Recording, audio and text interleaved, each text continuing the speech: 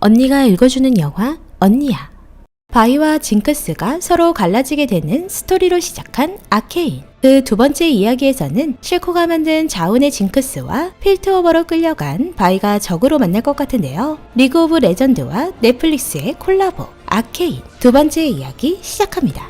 마법공학 연구에 성공하며 하이머 딩거에게 인정받아 필트오버에 총명받는 과학자가 된 제이스.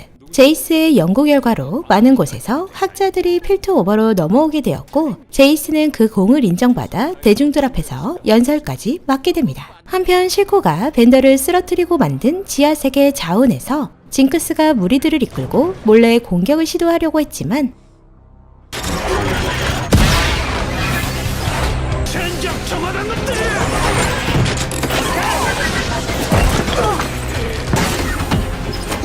전부 해치우게.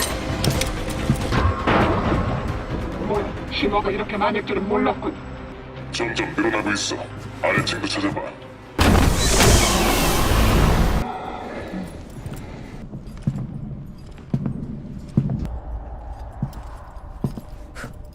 안녕.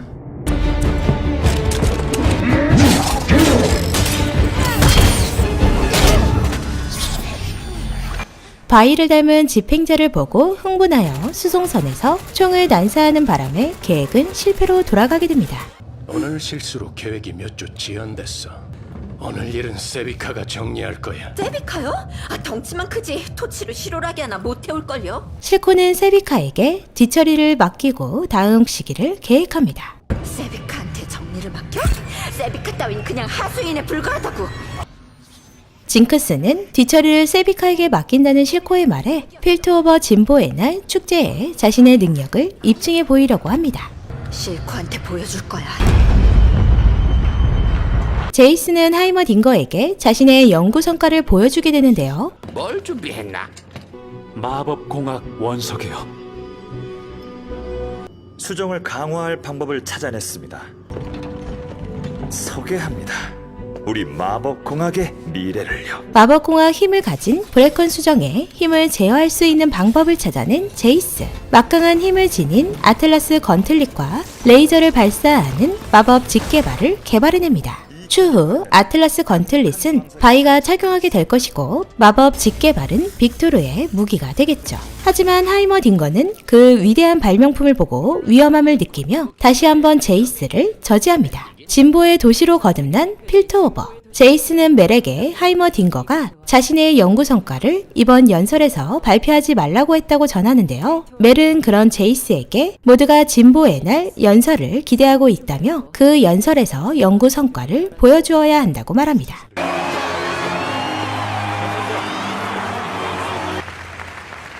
올해는 새로운 걸 준비해봤습니다.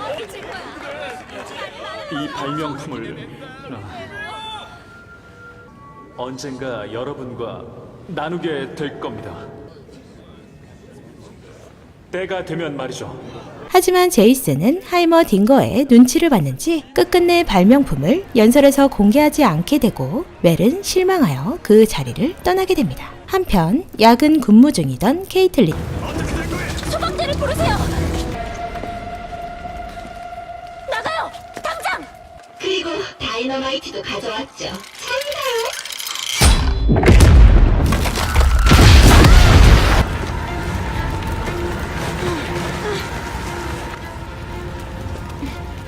징크스의 공격을 받게 되고 그날 밤 원석과 연구 자료가 사라지게 됩니다. 의회에선 수정이 없어진 것으로 인해 필트오버에 안전이 위험당하고 있다고 판단하고 제이스는 마법공학 정거장을 당분간 운영 중지하자는 발언을 하게 됩니다. 제이스의 발언에 멜은 한술 더 떠 마법공학의 연구에 성공한 제이스를 의원으로 승격하자고 제안하고 그 제안은 통과하게 됩니다. 케이틀린은 비행선 사건과 광장 사건에 나타난 표식을 보고 같은 범행의 소행으로 알고 비행선 사건 때 잡힌 실코의 부하를 치조하러 교도소로 향합니다. 근데 그게 아무래도 힘들겠는데. 왜죠? 하지만 교도소에선 이미 실코의 부하를 두들겨 팬 사람이 있었는데요. 만날 수 있... 누가 공격했죠? 바로 바이입니다.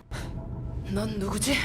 이렇게 케이틀린과 바이가 만나게 됩니다. 케이틀린은 바이에게 징크스가 남긴 표식을 보여주게 되고 그 표식의 주인에 대해서 알고 있는 듯한 바이를 자신의 수사를 위해 의원이 된 제이스의 힘을 이용해 석방시켜줍니다. 의원이 된 제이스는 비행선 사건에 대해 자세히 조사하게 되고 실코와 거래 후 보안관이 된 마커스는 이번 사건을 집요하게 파고드는 제이스가 불편하기만 합니다. 몸이 점점 안 좋아지던 빅토르는 더 마법공학 연구에 매진하게 됩니다. 멜은 제이스에게 연구 성과를 인정해주고 지지해주는 층을 만들자고 제안하게 되고 정거장은 시작에 불과하죠.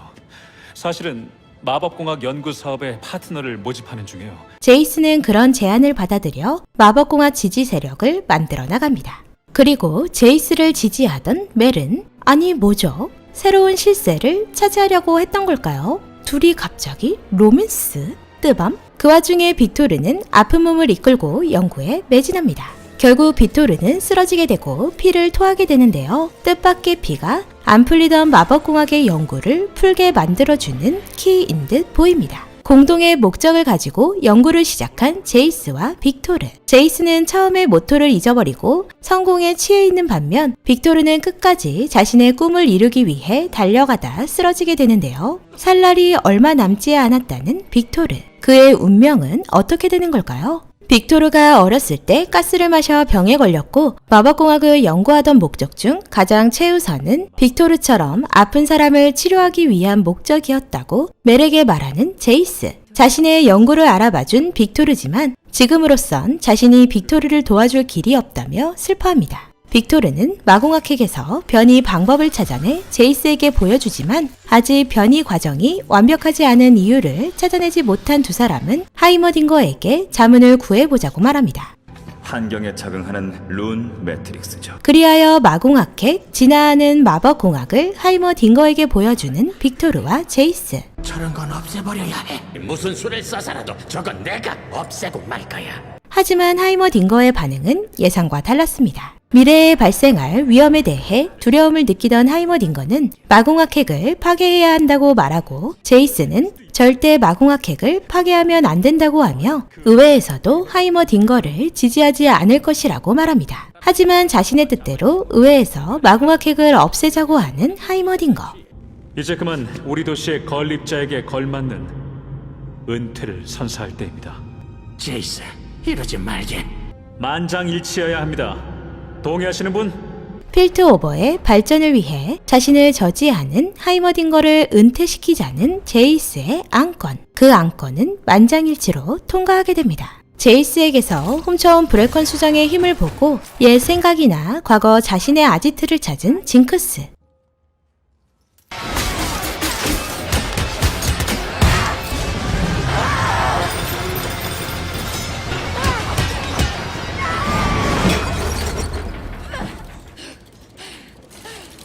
자신이 강해졌다고 생각했지만 아직 바이의 벽을 넘지 못하는 징크스인데요. 그런 징크스에게 과거 자신과 벤더의 스토리를 말해주면서 두려움을 없애주는 실코. 징크스는 실코 덕분에 바이를 잊고 다시 마법공학 연구에 매진하게 됩니다. 바이와 함께 정보를 입수하기 위해 자운으로 향한 케이틀린.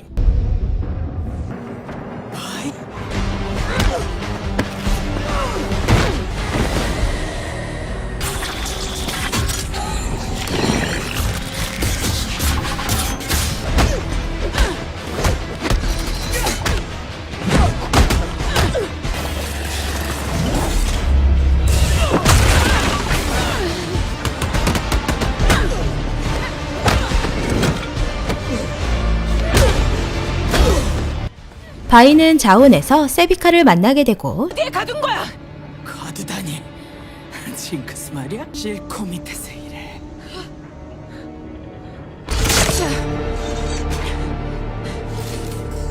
딸이나 다름없지. 내 안부는 전해줄게. 세비카에게 징크스가 살아있고 실코의 딸처럼 살아간다는 사실을 듣게 됩니다. 바이와 싸우다 케이틀린에게 총을 맞고 도망쳐온 세비카는 실코에게 죽은 줄 알았던 바이가 살아있다고 전하고 그 소식을 듣게 된 실코는 바이를 잡으려고 모든 인원을 총동원합니다. 자신만 빼고 누군가를 잡으러 다닌다는 사실을 알게 된 징크스는 세비카를 잡아 치조를 하고 세비카는 바이가 살아있다며 징크스를 자극하게 됩니다.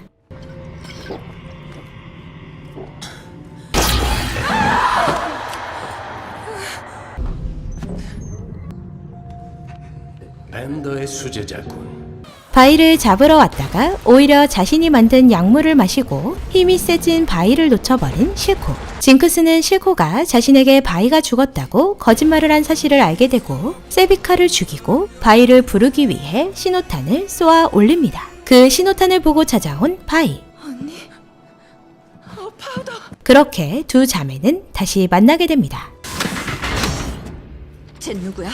그러는 넌 네 동생이 징크스였어?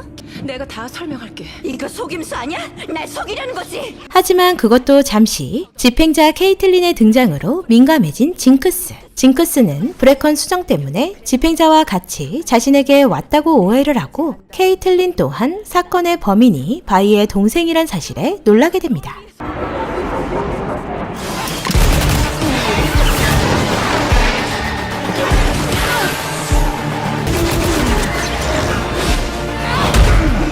그때 집행자들이 나타나고 바이와 징크스는 서로 등을 맞대며 열심히 싸워보지만 브레컨 수정을 뺏기게 되고 바이 또한 잡혀가게 됩니다.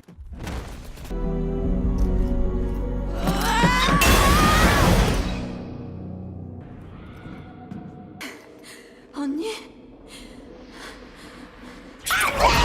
다음화에서는 필트 오버와 자운의 전쟁이 시작되는 듯 보이는데요. 제이스의 마법공학 기술을 이용한 무기를 얻어낸 바이가 등장하는 듯 보입니다. 바이와 징크스, 두 자매의 마지막 결말은 어떻게 끝나게 될까요? 제이스와 빅토르, 두 과학자가 연구하던 마공학 핵은 필트 오버를 구할 수 있는 과학이 될까요? 아니면 하이머딩거의 걱정대로 파멸을 부르는 창조물이 될까요? 언니야는 다음 주 아케인 세 번째 이야기로 다시 찾아오겠습니다. 재미있게 보셨다면 좋아요, 구독 부탁드립니다. 안녕.